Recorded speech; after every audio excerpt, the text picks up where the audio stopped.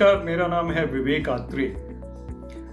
हरियाणा के सभी शिक्षक और विद्यार्थी, देवियों और सज्जनों, मैं एक एक्स IAS अधिकारी हूँ, DC रहा हूँ, डायरेक्टर स्कूल एजुकेशन भी रहा हूँ। मैंने IAS से रिजाइन किया मोटिवेशनल स्पीकर बनने के लिए। आज इसीलिए मैं आपसे संबोधित हूँ, आपसे बात कर रहा हूँ, क्योंकि मैं चाहता हूँ कि मैं कोशिश करूँ कि आपके अंदर जो कोई डर, भय, चिंता, कुछ भी ऐसी नेगेटिव फीलिंग्स हैं, उनको थोड़ा दूर करने में मैं मदद करूं। ये मोटिवेशनल स्पीच विशेष तौर पे आपके लिए मैं बनाई है मैंने, और मैं आपको कुछ मिनटों में कोशिश करूंगा कि आपको बहुत ज़्यादा मैं प्रेरणा देने की कोशिश करूं।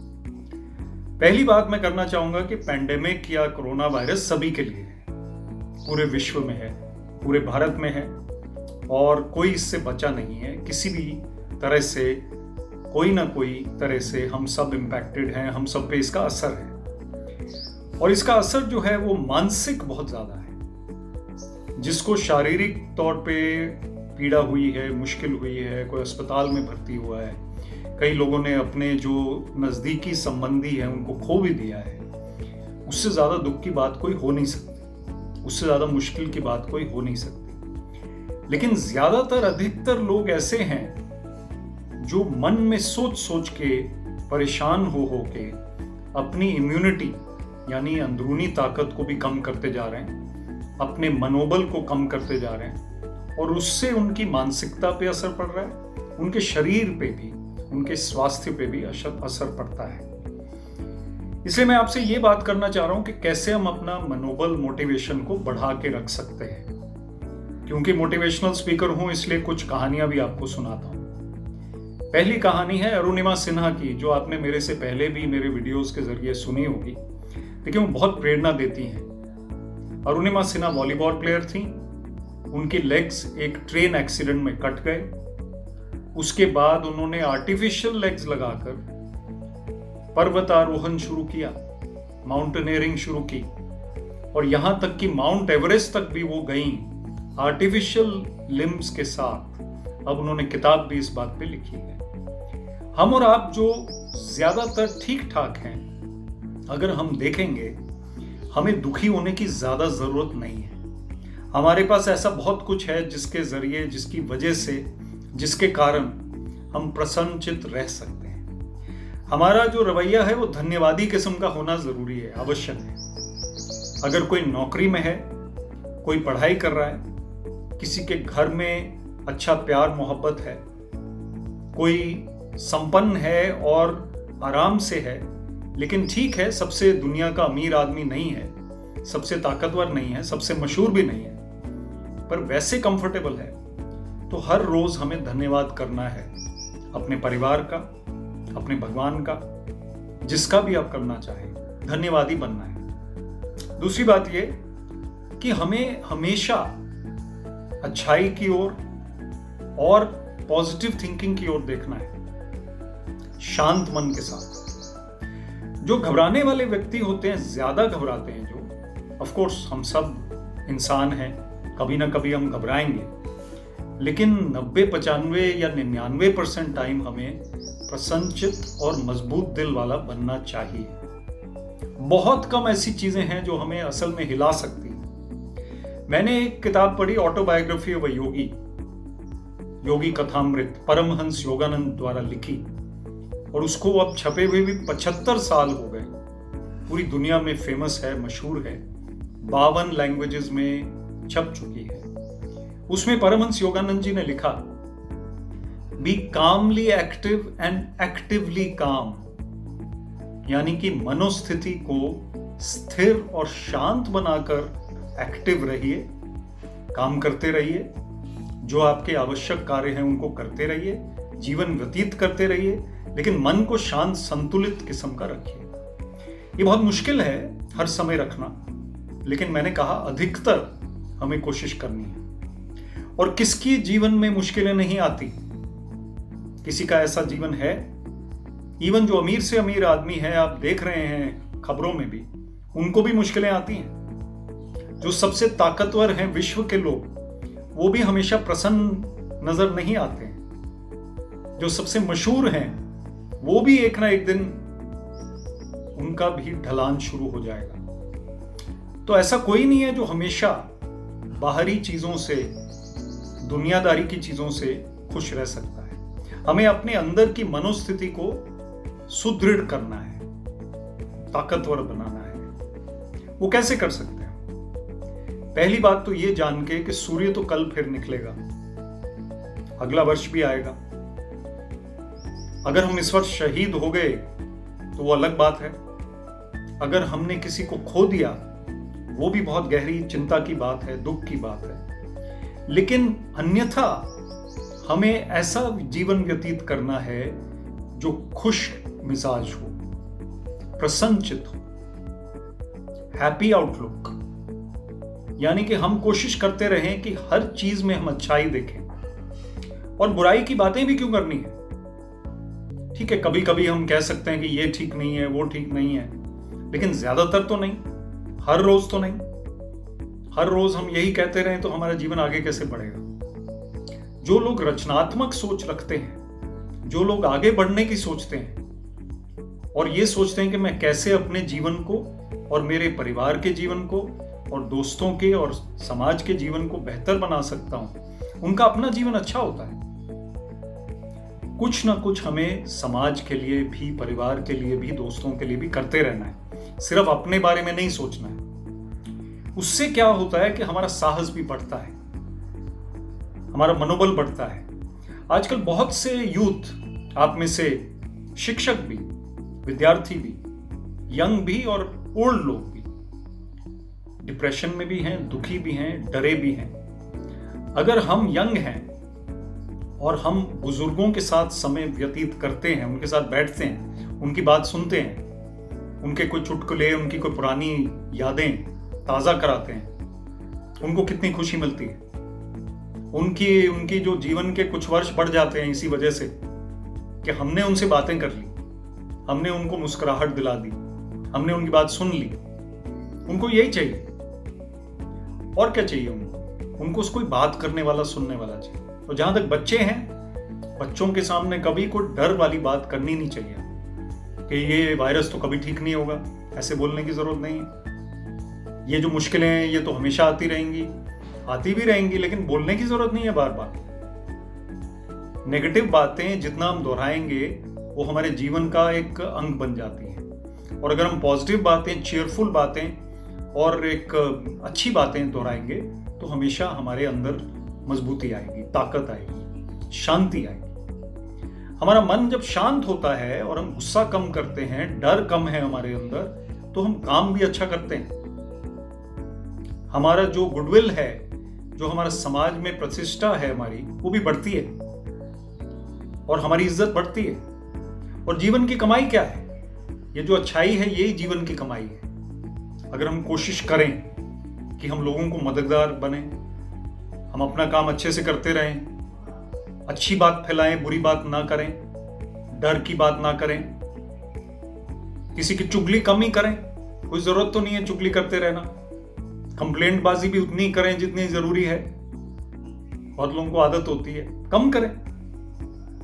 और ये कोशिश करें कि मददगार किस्म के बने, हंसमुख बने, चीयरफुल बने। ऐसे लोगों की इज्जत होती है। मैंने हमेशा अपने करियर में कोशिश की कि मैं था तो थोड़ा फर्म, स्ट्रिक्ट भी था थोड़ा, लेकिन कभी किसी को बुरा भला नहीं बोला, ऊंचे स्वर में नहीं बोला। कभी ऐसा कभी नहीं कहा कि ये क्या कर रहे हो, मतलब कोई गलत किस्म से। लेकिन मजबूत बनना है किसी भी लेवल पे, किसी भी पोजीशन में, मन को मजबूत बनाना है। सारी लड़ाई जीवन की मन में है। और अगर आप विद्यार्थी हैं और आपको लगता है कि आपका करियर पता नहीं कैसा होगा, आगे भविष्य में क्या होगा मेरा एग्जाम में और इंटरव्यू में और जॉब में, किस नौकरी में मैं जाऊंगा या जाऊंगी, तो ये जायज है ऐसा सोचना, ये नेचुरल है ऐसी सोच। लेकिन ये पता होना चाहिए आपको कि एक दिन हमेशा सब कुछ ठीक होगा। नंबर अच्छे लेना ना लेना वो आपके हाथ में नहीं, आपके हाथ में मेहनत करना, इंटरव्यू की तैयारी करना, जॉब की तैयारी करना, पेपर की तैयारी करना, कंपटीशन की तैयारी करना, फल आपके हाथ में नहीं है, ये आपको पता है भली भांति।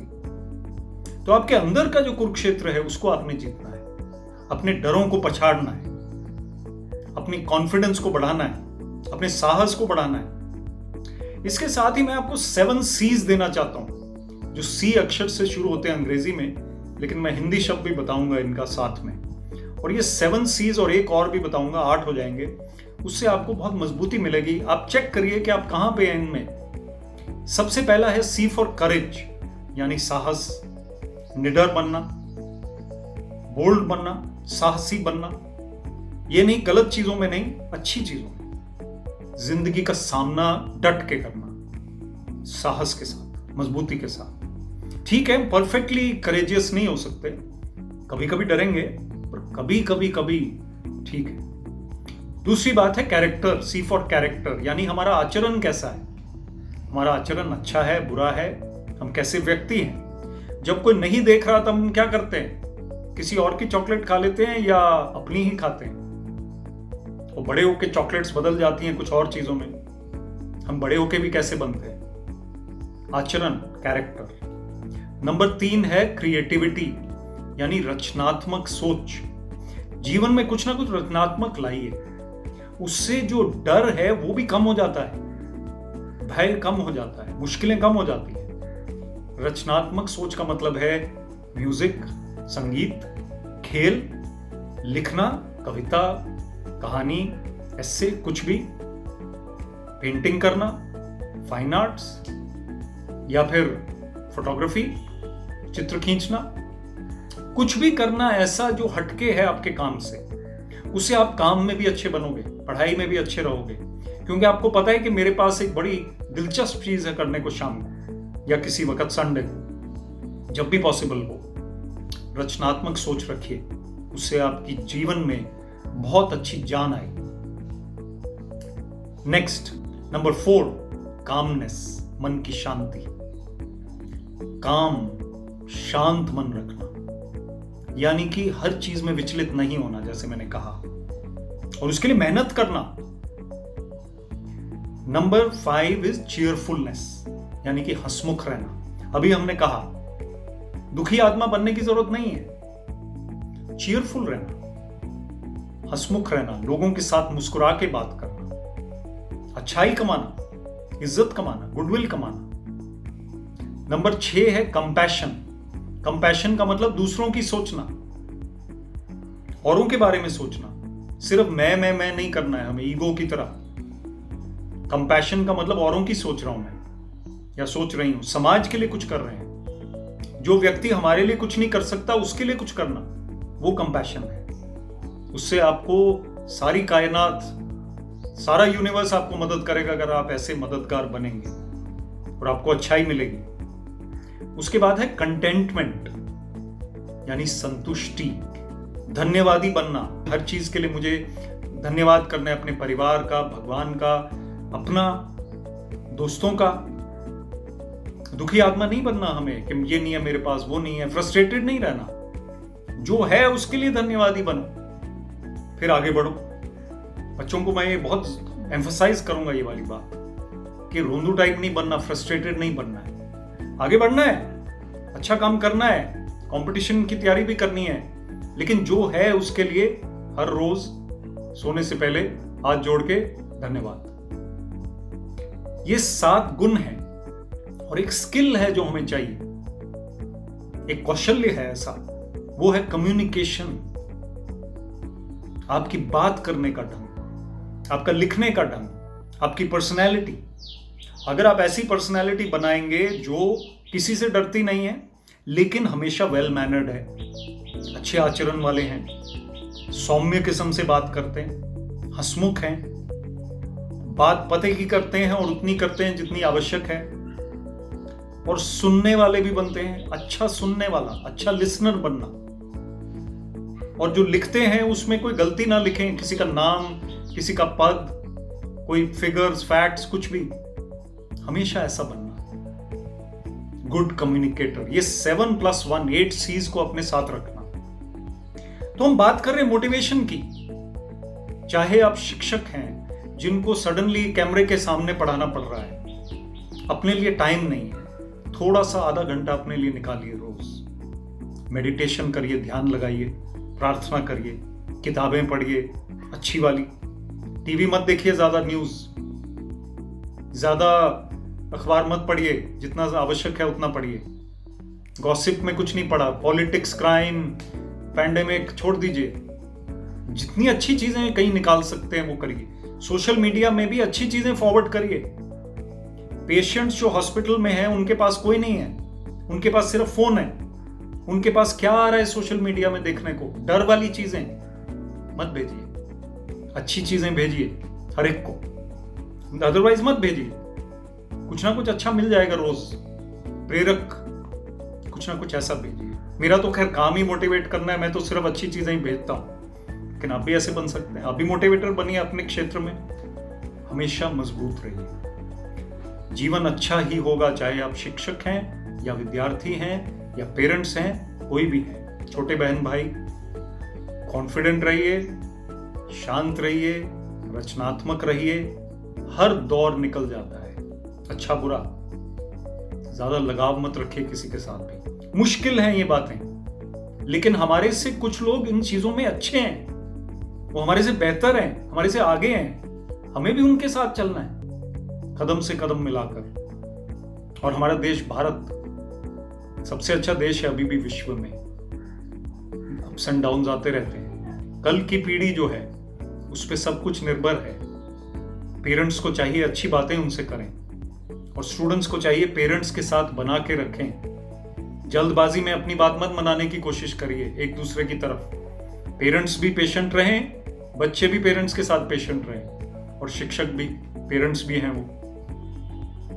मेरे से इन टच रहें तो मैं भी खुश हूंगा।